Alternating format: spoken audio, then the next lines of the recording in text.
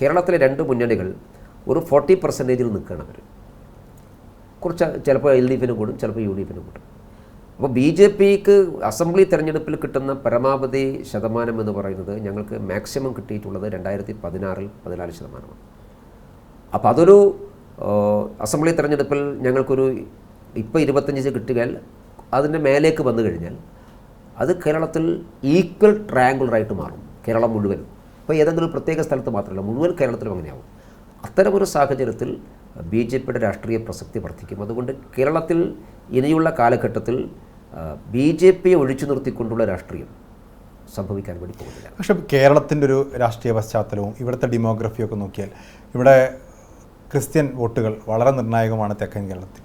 മുസ്ലിം വോട്ടുകൾ മലബാറിൽ അതിനേക്കാൾ നിർണായകമാണ്. ഇതൊക്കെ കൃത്യമായി ഒരു രാഷ്ട്രീയ പാർട്ടികൾ, ചില രാഷ്ട്രീയ പാർട്ടികളുടെ വോട്ട് ബാങ്കുകളാണ്. ഇപ്പോൾ മലബാറിലാണെങ്കിൽ ലീഗിൻ്റെ വോട്ട് ബാങ്കാണ് മുസ്ലിം വോട്ടുകൾ. തെക്കൻ കേരളത്തിൽ വന്നാൽ കേരള കോൺഗ്രസിൻ്റെ വോട്ട് ബാങ്കാണ് ക്രിസ്ത്യൻ വോട്ടുകൾ ഏറിയ പങ്ക്. ഈ ഒരു മുന്നണി സംവിധാനത്തിനകത്ത് BJP ഒറ്റയ്ക്ക് നിന്ന് വലിയൊരു നേട്ടം ഉണ്ടാക്കാൻ പറ്റുമെന്ന് പറയുന്നതിലൊരു യാഥാർത്ഥ്യബോധമില്ലാത്ത പ്രശ്നമില്ല. അല്ല, മുന്നണികൾ സ്വാഭാവികമായിട്ട് പൊളിയിൽ വരും. മുന്നണികൾ എങ്ങനെയാണ് നിലനിൽക്കുന്നത്?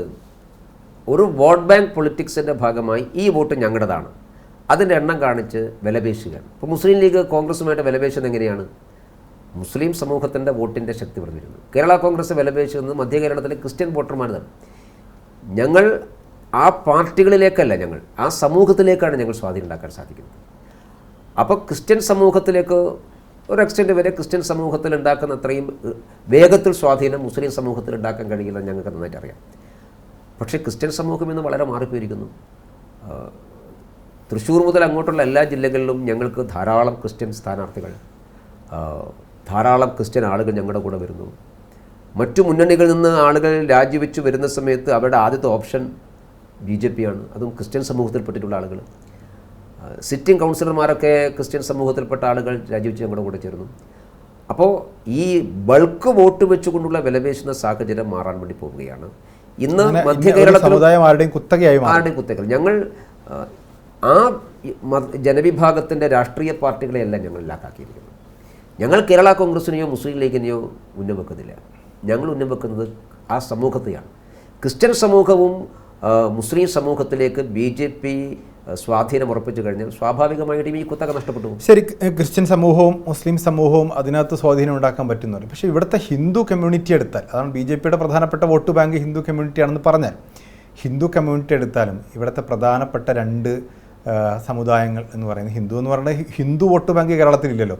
നായർ വോട്ട് ബാങ്കും ഈഴവ വോട്ട് ബാങ്കുകളുമാണ്. അപ്പോൾ അങ്ങനെയൊക്കെ പറഞ്ഞാൽ ഈ സാക്ഷര കേരളത്തിൽ അങ്ങനെയൊക്കെ ഉണ്ടോ എന്ന് ചോദിക്കുക. പക്ഷേ അങ്ങനെ ഉണ്ടല്ലോ, അതാണ് യാഥാർത്ഥ്യം. ഈ നായർ വോട്ടുകൾ എന്ന് പറയുന്നത് കോൺഗ്രസിൻ്റെ പരമ്പരാഗത വോട്ടുകളാണ്.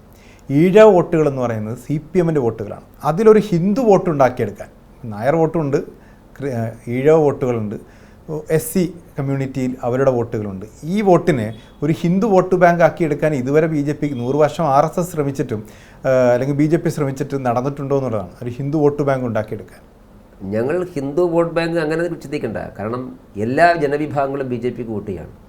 ഇപ്പം നിങ്ങൾ പറയുന്ന ഹിന്ദു സമൂഹത്തിലെ അവാന്തര വിഭാഗങ്ങൾ ഞങ്ങളുടെ സ്വാധീന ശക്തി ഞങ്ങളെ വർദ്ധിപ്പിക്കുകയാണ്. ഇപ്പോൾ തെക്കൻ കേരളത്തിൽ നായർ സമൂഹത്തിൽപ്പെട്ട വലിയ ജനവിഭാഗങ്ങൾ BJPക്കാണ് വോട്ട് ചെയ്യുന്നത്. അതിൻ്റെ വ്യാപ്തി വർദ്ധിച്ചു വരികയാണ്. അതുകൊണ്ടാണ് ഞങ്ങൾക്ക് വോട്ട് വർദ്ധിക്കുന്നത്. ഈ ഒരു അപകടം ഇപ്പോൾ പറഞ്ഞ ഈ അപകടം എന്ന് പറയുന്നത് ഇടത് വലത് മുന്നണികളെ സംബന്ധിച്ച് അവർക്ക് ഒരു അപകടമാണല്ലോ. ആ അപകടം തിരിച്ചറിഞ്ഞുകൊണ്ടായിരിക്കും CPM ഇപ്പോൾ ഈ ഭൂരിപക്ഷ സമുദായത്തിൻ്റെ കൂടി വികാരം ഞങ്ങൾ മാനിക്കുന്നുണ്ട് എന്ന മട്ടിൽ അയ്യപ്പ സംഗമം ഉൾപ്പെടെ നടത്തി ഒരു ഭൂരിപക്ഷ സമുദായ കേന്ദ്രീകരണം നടത്താൻ ശ്രമിക്കുന്നു.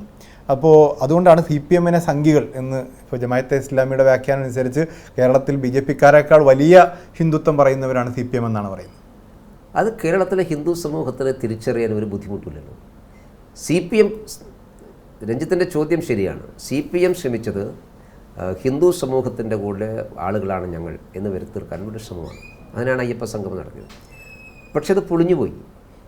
കാരണം അയ്യപ്പ സംഗമത്തിൻ്റെ തൊട്ടു പുറകിൽ വരുന്ന വാർത്ത എന്താണ്? കേരളത്തിലെ ശബരിമല ക്ഷേത്രം കൊള്ളയടിക്കാൻ വേണ്ടി CPM കൂട്ടുന്നു എന്നുള്ളതാണ്. അതിനേക്കാൾ വലിയ ഒരു പ്രശ്നം കേരളത്തിലുണ്ട്. കോടിക്കണക്കിന് അയ്യപ്പ ഭക്തന്മാരുടെ മനസ്സിൽ CPMൻ്റെ സ്ഥാനം എന്താണ്?